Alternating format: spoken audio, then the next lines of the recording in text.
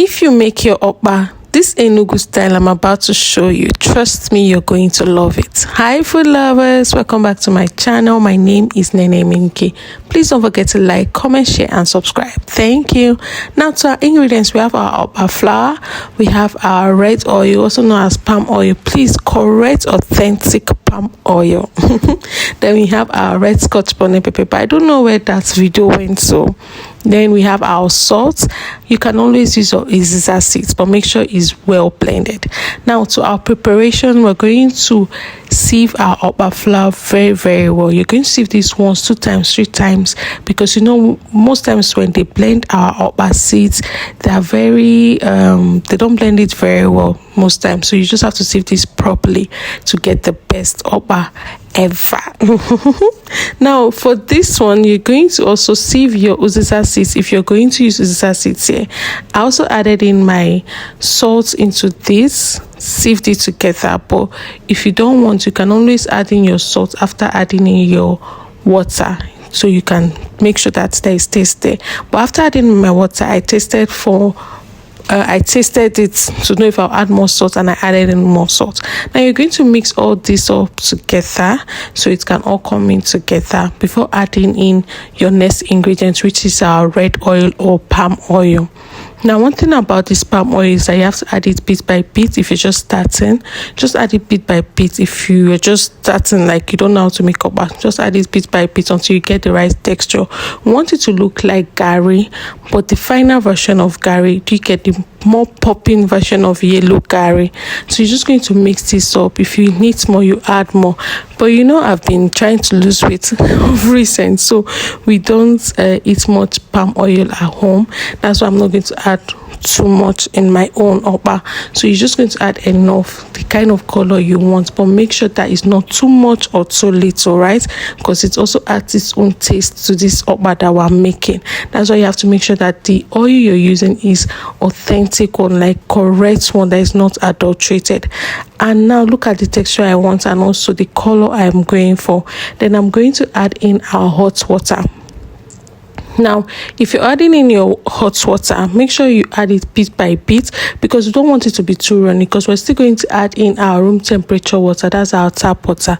So for this hot water, we just want to make a kind of a thick paste, because once we add in our room temperature water, I want the okpa to be runny. Do you understand? So you just have to add it bit by bit.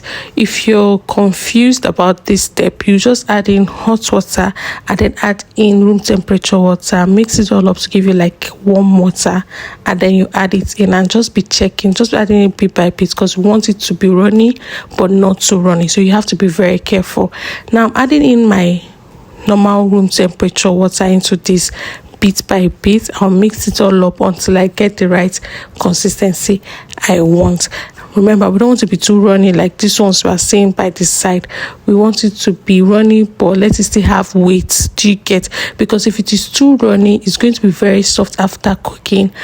If it is too thick, it's going to be very hard. It's going to be very hard after cooking, and we wouldn't want that. And in this video, we're using tins to make it, so you know how tins can be. If you're not careful, it's going to be very hard in the tin, right? Not like nylon. So you just have to be very careful. So we're going to mix this all up.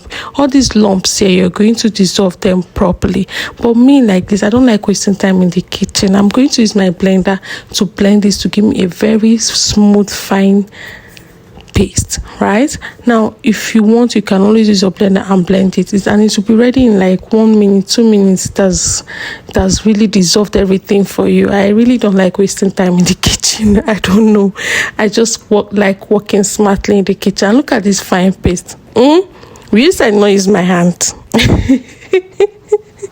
Now we're going to add in our fresh red pepper and mix it all up together. Any amount of your choice is fine.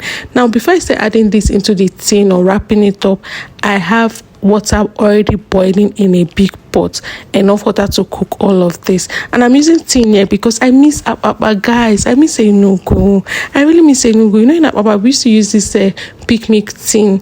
I don't know if it's made with pig milk or that shape of pig milk tin, right? They'll put Okpa inside, and then when you come to buy, they'll use knife and roll it out and bring it out for you. It is well. Now we're going to add this into our pot, allow it to cook for say 25-30 minutes, 35 minutes. Just be checking your okpa, put your knife inside and make sure that it's ready before you bring it out. And our okpa is ready. Guys, please try this recipe and please don't forget to like, comment, share and subscribe. Thank you and bye bye.